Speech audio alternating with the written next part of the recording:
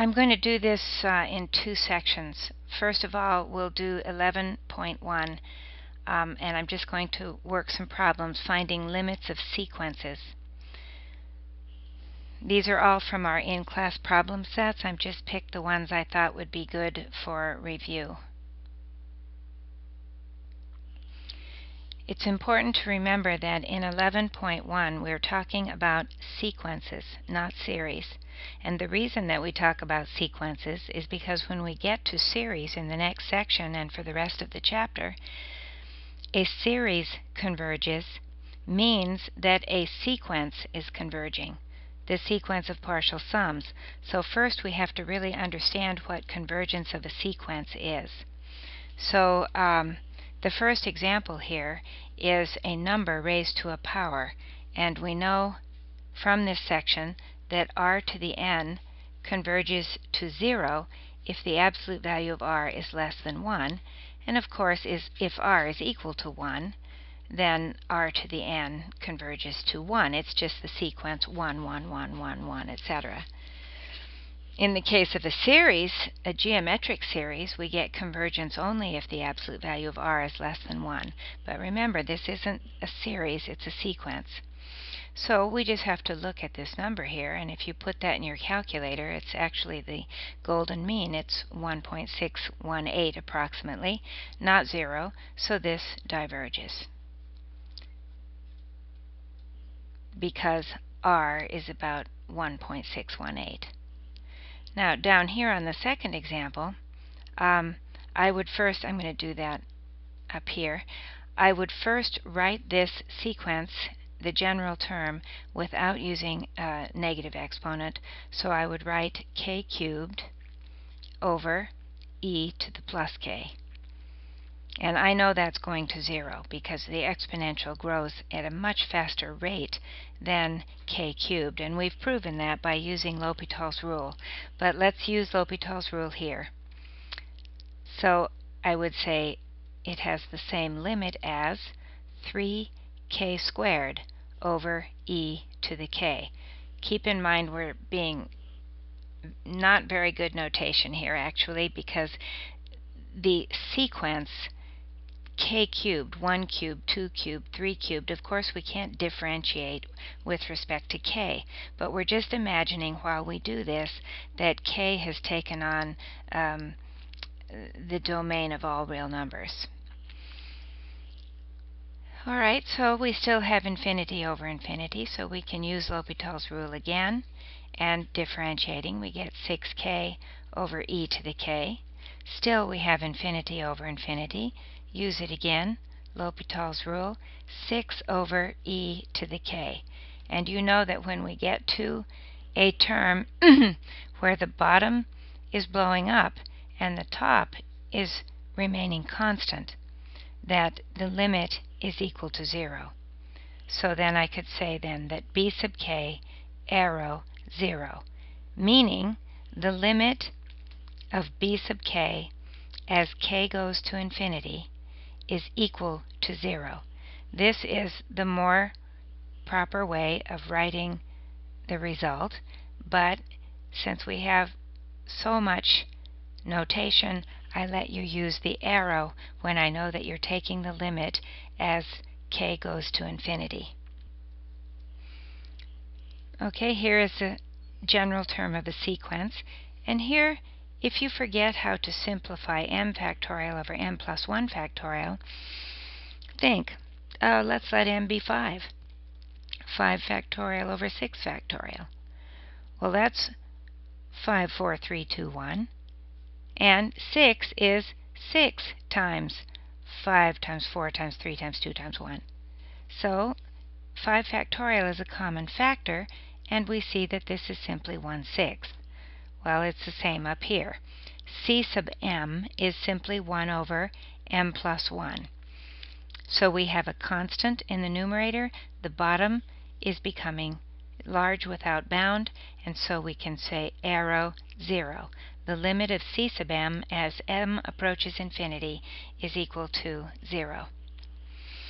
Now the next one, when you look at this, you see, well, this isn't a product, so Let's see, that term is getting large without bound, and so is k getting large without bound. So infinity minus infinity doesn't tell us a thing. That's an indeterminate form. So what you do in a case like this is recall the difference of two squares. A plus b times a minus b is equal to a squared minus b squared. And if I multiplied this by, I'm thinking of this as being a minus b.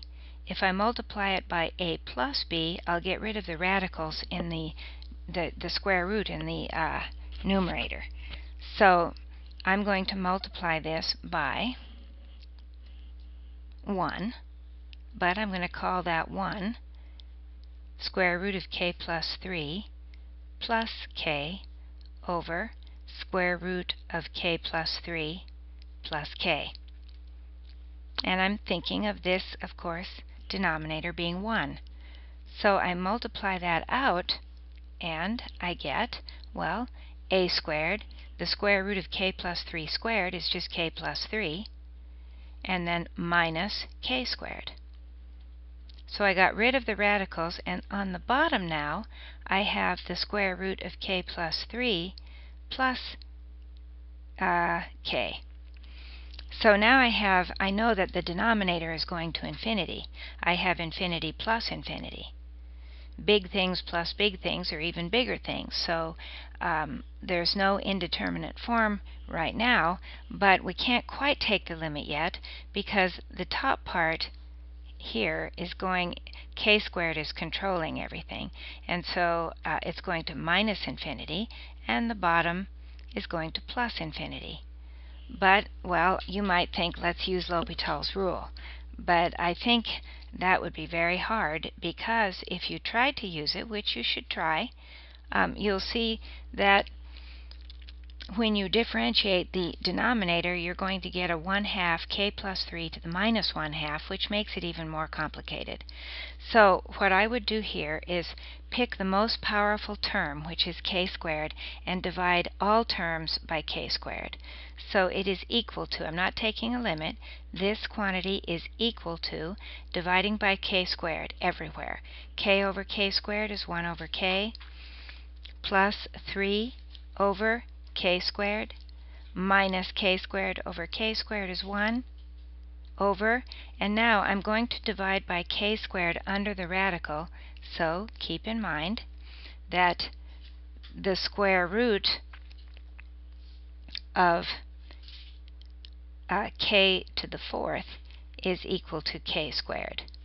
So if I'm dividing by k squared and I want to do it under a radical, I'm going to divide by k to the 4th. So I get, down here, I'm going to do it all under the radical, I get k over k to the 4th is 1 over k cubed plus 3 over k to the 4th. That's under the radical. Plus, and now I'm out of the radical, I'll divide by k squared and get 1 over k. Well, now look at this. The bottom, everything goes to 0. 0 plus 0. So the entire bottom goes to 0. So we'll have to see what's happening on the top. The top, 0, 0, minus 1. So the numerator is going to a constant. And we know that if the denominator is shrinking to 0 and the numerator is becoming constant, then there is no limit. I could put arrow minus infinity, or I could just say there is no limit. In other words, the sequence a sub k diverges.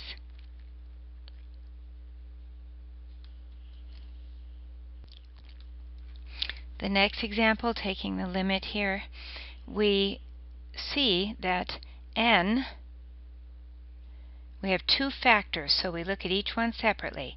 N is becoming large without bound. 1 over n is going to 0, so the sign of 0 is 0. Well, infinity times 0 is also an indeterminate form. So we have to change the way that this looks. We can't use L'Hopital's rule right now because it's not a quotient. So let's write it as a quotient, sine 1 over n over, and we know that n to the 1 in the numerator becomes n to the minus 1 down here, or 1 over n in the denominator. Now I look at the numerator and denominator, and I see that sine 1 over n approaches 0, and so does 1 over n approach 0. So we can use L'Hopital's rule. So now I will write arrow and put an LR showing what you're using, and we'll differentiate, imagining that this is really sine 1 over x, not sine 1 over n. So let's see, we differentiate and we get the cosine of 1 over n times the derivative of 1 over n, or n to the minus 1, is 1 over n minus 1 over n squared. Minus 1 over n squared on the bottom. And, whoa, that's nice, they cancel. So this is simply equal to the cosine of 1 over n. And as n goes to infinity, 1 over n goes to 0. So this limit, arrow, is the cosine of 0, which is 1. So we have b sub n converges to 1. Or I could write the limit of b sub n as n approaches infinity equals 1. Next, we want to take the limit of c sub k as k approaches infinity. And c sub k is the integral from 0 to k. You know that k is the index, so you want to look, where is that? It's here. And so I guess the best thing to do would be to integrate this. So let's see. The antiderivative of e to the minus x is minus e to the minus x. And we want to evaluate that between k and 0. So, putting in k, we have minus e to the minus k, minus a minus, so that becomes plus e to the minus, well, e to the 0. So that's equal to minus 1 over e to the k. Remember, use positive exponents before you take limits, plus 1. Well, the 1 over e to the k, as k goes to infinity, we know that the limit of that is 0. Constant on the top, bottom blowing up. So we have the limit of this, now I put arrow, I'm taking the limit as k goes to infinity, is 1.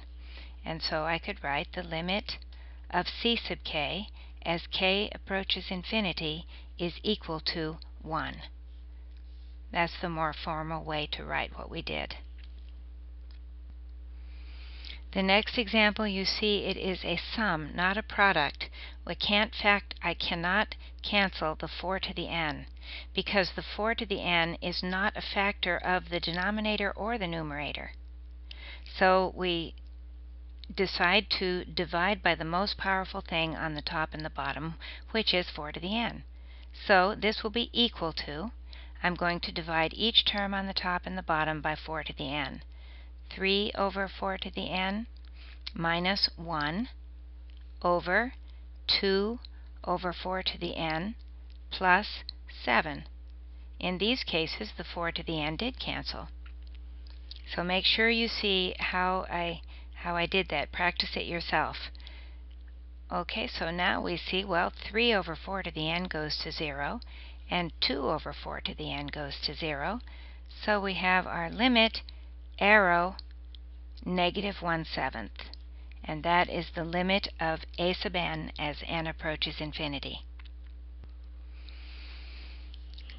Okay, so let's say you see a problem like this on the test. You have to know whether you're talking in the context of series or sequences. In this case, it says determine the values of x for which the sequence converges. And I don't see any sigmas. We're not talking about sequences of partial sums. We're just talking about the limit of a sub k as k goes to infinity. But we want to know the values of x for which it converges, and we see that these are written as exponentials, and so we remember that r to the n approaches 0 if the absolute value of r is less than 1, and of course if r equals 1, then r to the n approaches 1 for sequences. R to the n diverges if in all other cases. So let's see, let's take this and write it as something to the k. Well, this is the same thing as e to the x to the k. Why? Well, a to the m then raised to the n is you multiply the exponents. If you ever forget that, take a squared cubed. And you know that that's going to be a squared, a squared, a squared, so you'll have 6 of them. You can remember, recall these properties of exponents. All right, so this will converge. This will converge. Whoops.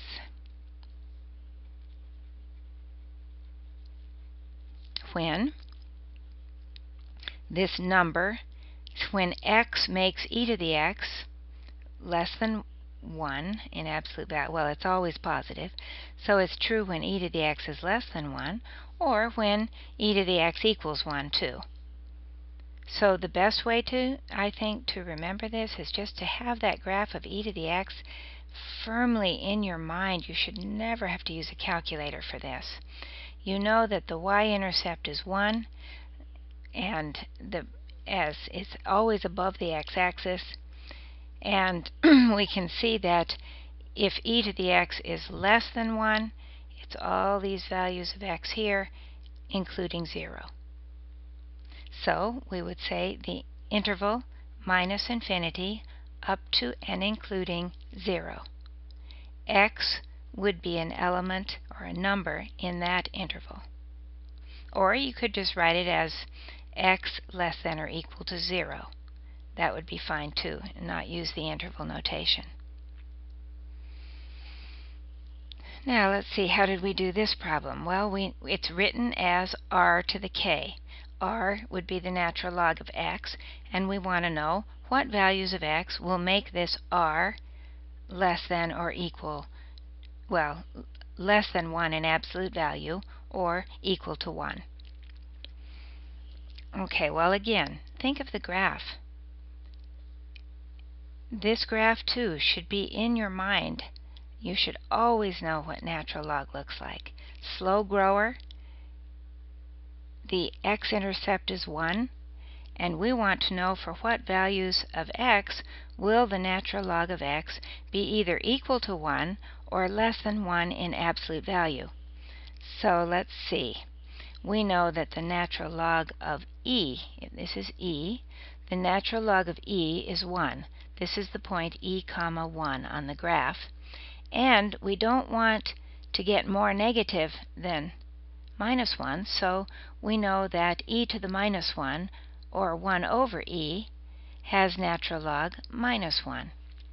And so we want to take all of the values of x between 1 over e and e. That's where the natural log will be between negative 1 and 1. So just by looking at the graph, I see my answer. I want the natural log of, the absolute value of the natural log of x to be less than 1, or we could let natural log x be equal to 1. Well, that's where x is equal to e, and this is where x is less than e and bigger than 1 over e. So in interval notation then, we have our answer, 1 over e, comma, e, including e. That's where x can be. If x lives in that interval, then natural log x to the k converges. I'm going to stop this video after talking about the functions natural log x and e to the x, because it's going to be too long. So let me just review for those of you that might need it. These two functions that you see over and over and over again. If you're in biology, if you're in chemistry, you will see, and physics, you see these functions all of the time. So just get them into your heads so you don't have to look at any calculator and you have absolutely no hesitation involving these functions. E to the x looks like this. It's very fast growing, exponential growth. This y-intercept is 1. This is the function y equals e to the x, the natural exponential. And its inverse function, since e to the x is a 1-to-1 function, it has an inverse. And you find the graph of the inverse is just simply the graph of e to the x flipped over the line x equals y. So this is y equals natural log x. Every point up here that is of the form x e to the x is, if you flip it right across that line, you'll find that point right here. And you'll have, well, if we call this xy, this point will be yx, just turned around. Here y was e to the x, and here x is equal to the natural log of y. Now, an important point to remember is well, I kind of wish I hadn't put those in. Let me now change the name of those points to one very important point you want to know. If this happens to be x equals e, then this is the point e, natural log e is 1, and this point up here is the point 1, e to the 1 is e. Those are important points on the curve, and there's limits to remember. We have a horizontal asymptote for e to the x, and that means that the limit as x approaches minus infinity of e to the x is equal to 0. Down here, it's a vertical asymptote, and that's also stated as a limit. The limit of natural log x as x approaches 0 through positive values, right-hand limit, is equal to minus infinity. And the big thing to remember about these functions is that they are inverses. In other words, if you compose them, if you take e to the natural log x, you're going to get x. And if you take the natural log of e to the x, you get x. They undo each other, we say. The derivative of the natural log of x is 1 over x. The derivative of e to the x is e to the x.